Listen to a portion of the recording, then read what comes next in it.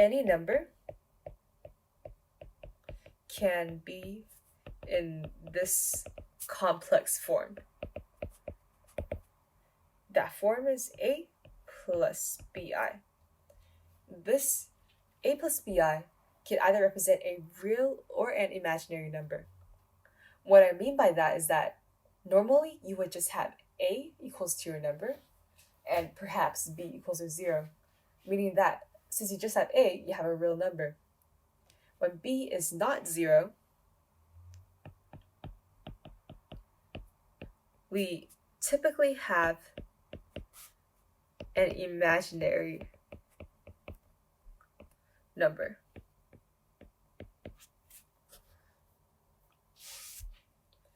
Again, building off of that, a is the real part and bi is the imaginary part of a complex number.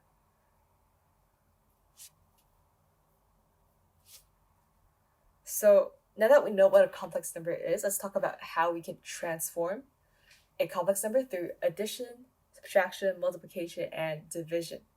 So addition or subtraction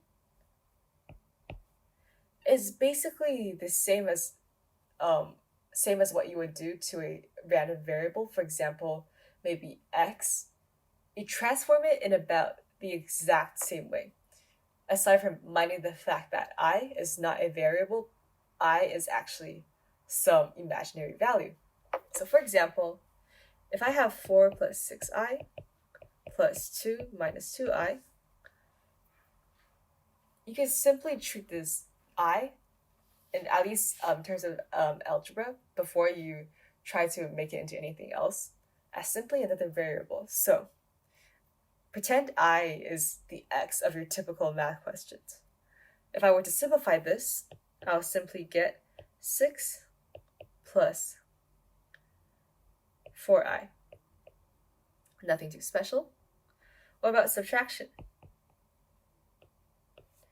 Let's say you have the same numbers, but now subtracted. There's no special trick to it. You do the exact same as you would to a variable, aside from minding the fact that this is not a variable. So simplifying it gives me this. Again, nothing special, just what you would do to a variable in any other case. The same idea applies for multiplication until we reach perhaps the simplification stage, because if you have a value that has a number and an I squared after it, it is not in its simplest form yet. Aside from that, you should transform an expression the same that you do for any variable. So if I have multiplication of 4 plus 6i and 2 minus 2i, I would do what I do usually. So you can use file, you can use any other order of expansion you want, but I'm just going to expand this. I have this. My first step in simplifying it would just be combining the two middle terms, which would give me. Now, you may think you're done, but if you remember the whole thing about i's and its powers and how they yield different variations of I or 1, we see that there's I to the power of 2, and we know that we can simplify that into something else. So nothing you can do about 4i, but since I squared is actually -1, we're just going to have to transform this into. And finally, if we simplify some more, we'll get this in the complex number form. So the only real difference is that you have to simplify I to the power of some value at the end. Calculation-wise, it should feel about the same as a typical variable. Now, division of complex numbers is where it becomes tricky. So before we talk about division, I'm going to introduce a concept called complex conjugates first. What's a complex conjugate? So say that I have this random complex number. I'll take the answer from my previous question actually. So 20 plus 4i. If I want to find the conjugate of this complex number, you simply change the sign between 20 and 4i. So its complex conjugate is just 20 minus 4i.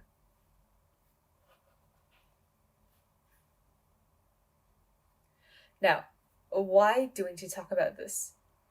There is a property that involves complex conjugates, and it's similar to the difference of squares, except that the end results are a little bit different. So what I mean is that if you multiply the complex conjugates together, let's see what happens. So that will give me, if I use the difference of squares formula,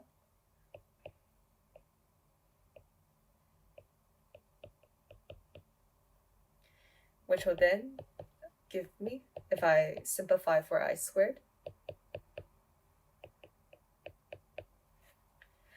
as you can see, a complex conjugates when multiplied together actually gives you a real number, and that is consistent for all complex conjugate pairs. This is something that you must note in order to solve for division problems with imaginary numbers of any kind in the denominator. Let's say I have this situation.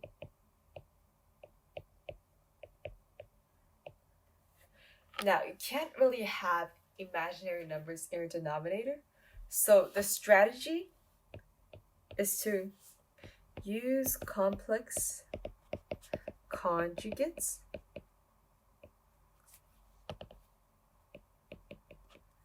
to remove imaginary numbers in denominator. This is the general strategy of how to solve this kind of problem. And this is why we just talked about that concept. So looking at the denominator, how can we make it real, per se? Well, the simplest strategy is just to find its complex conjugate pair and then multiply it with that to give you a real number. But since we don't really have the equation or anything, and we can't just like add a number without doing something about it to make sure that the original value of the question doesn't change, we'll have to do something like this.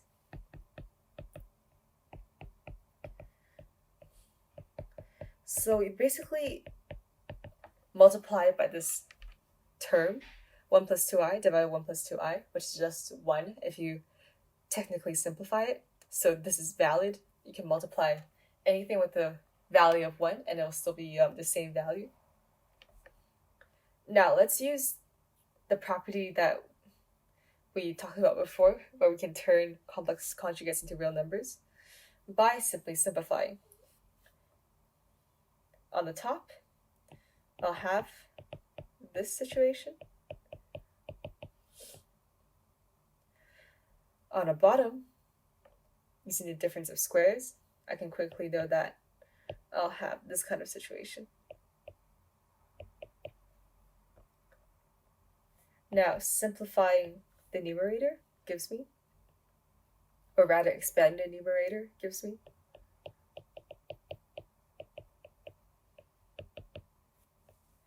where on the bottom, I'll have 1 plus 4, because I squared is negative 1, so negative 1 times negative 4 will give me a positive 4. Simplifying for the numerator gives me negative 6, because I squared is going to be negative 1, so negative 1 times negative 6 is just negative 6. And in the bottom, I'll have 5. Simplifying this just a little bit more, negative 4 plus 7i divided by 5. I might have to make it look like a complex number exactly, perhaps, as a requirement for a question. So simply just break up the term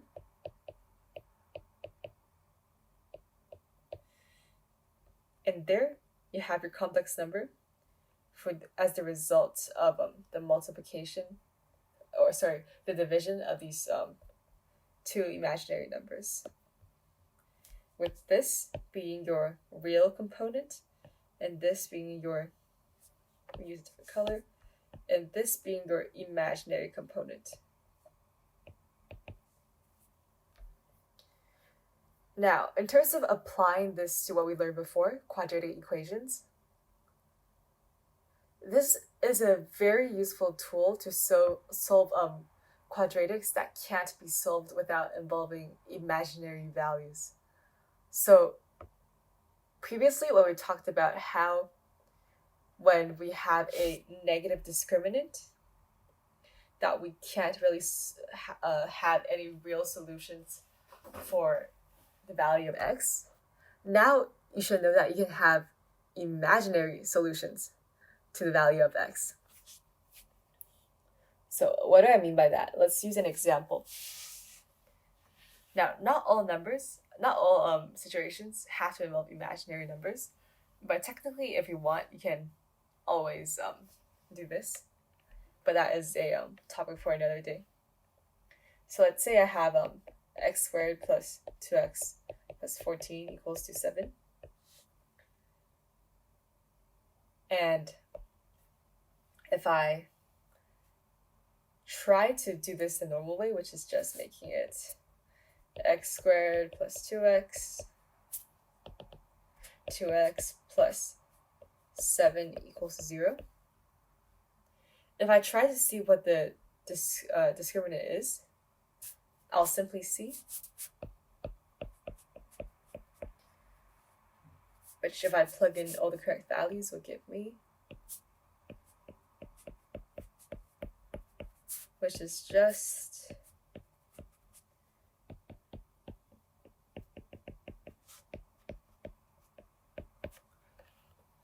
so in this situation, I can't really solve for it using the methods we would normally use.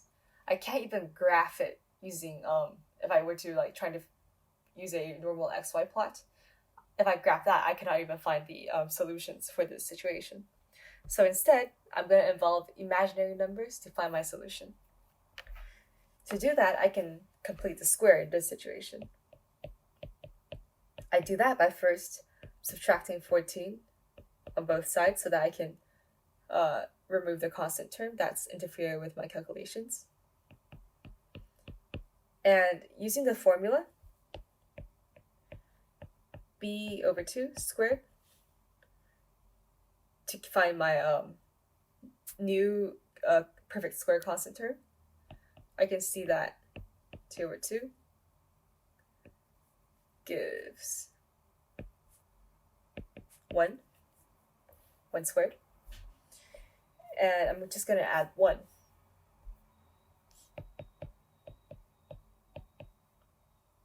To both sides. Now I know that on the left side I have a x plus 1 squared. On the right side I have negative 6. I'll now put a square root on both sides,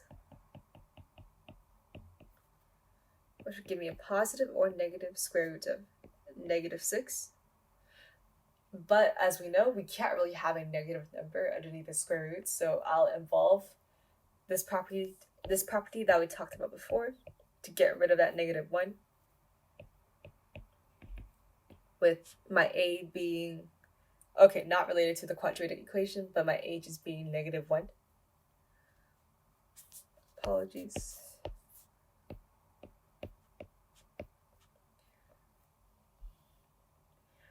Giving me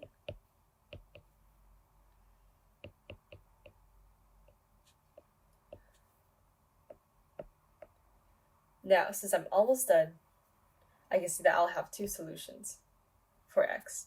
Our first solution, x1, is going to be 6i minus 1. My second solution will be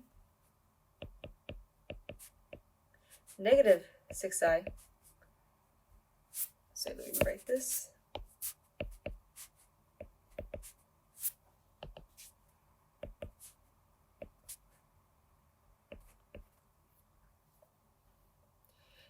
If you notice this situation here, you can actually see that these two are conjugate pairs as well, with my negative 1 being my A and my BI being the square root of 6 multiplied by I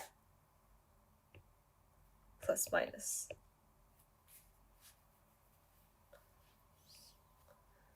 So I must emphasize again that when you have a negative discriminant, as we have here, you will have no real solution, but you can have imaginary solutions to x. Again, if I draw the situation on the graph with a negative discriminant, my quadratic curve will not be in contact with the x-axis, and that is one of the reasons we will not have a real solution to this problem, but we can have solutions involving I.